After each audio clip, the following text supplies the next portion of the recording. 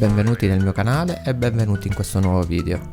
Oggi parleremo di zucchero roccia o zucchero roccioso, carbone dolce, carbone della befana, carbone di zucchero, carbone della pecunia, roccia commestibile, chiamatelo come volete. Questo è un composto dolce che sembra una roccia. Io lo uso molto nei miei lavori, qui per Optimus Prime, qui per questa sirenetta, guarda il video qui, e qui per la Nemo Spinning Cake. Ti lascio il video qui. Prima di iniziare ti invito a supportarmi lasciando un like e iscrivendoti al canale, così non ti perderai i prossimi video. Passiamo agli ingredienti. La ricetta dello zucchero roccia si divide in due. Abbiamo bisogno di 250 g di zucchero semolato, 50 ml di acqua e 20 g di ghiaccio reale che realizzeremo con 20 g di albume, 4 gocce di limone, 120 g di zucchero a velo e ovviamente del colorante alimentare in gel. Iniziamo versando lo zucchero e l'acqua dentro una casseruola.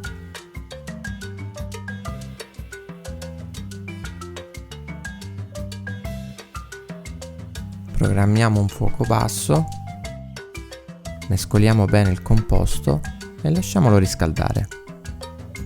Nel frattempo occupiamoci della ghiaccia. Setacciamo bene lo zucchero ed eliminiamo eventuali grumi.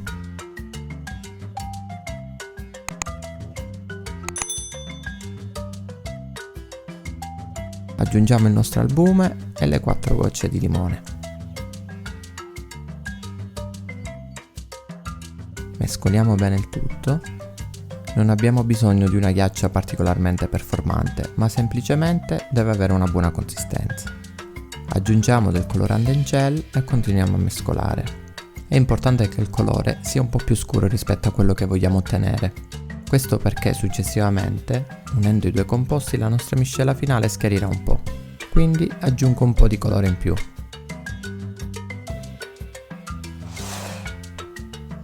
Io preferisco aggiungere anche del colore allo zucchero in casseruola. In questo modo, come colorazione, mi avvicinerò di più al risultato finale che voglio ottenere.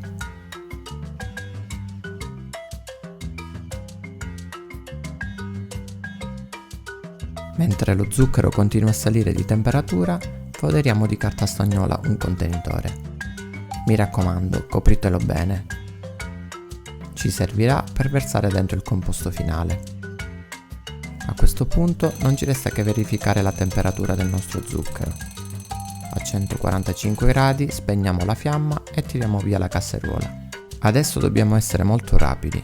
Aggiungiamo in una sola volta i 20 g di ghiaccio e mescoliamo energicamente per 10 secondi fino a miscelare bene tutto il composto.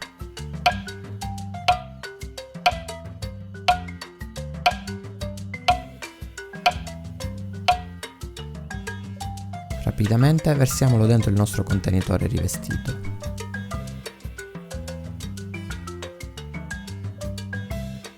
Noterete subito la reazione e quindi il rigonfiamento del composto.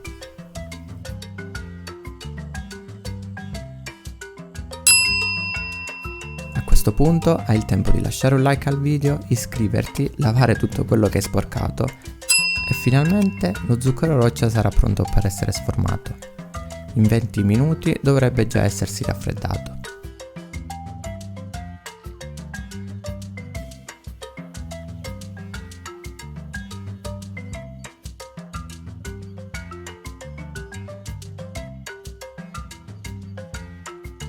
Lo tiriamo fuori e lo tagliamo.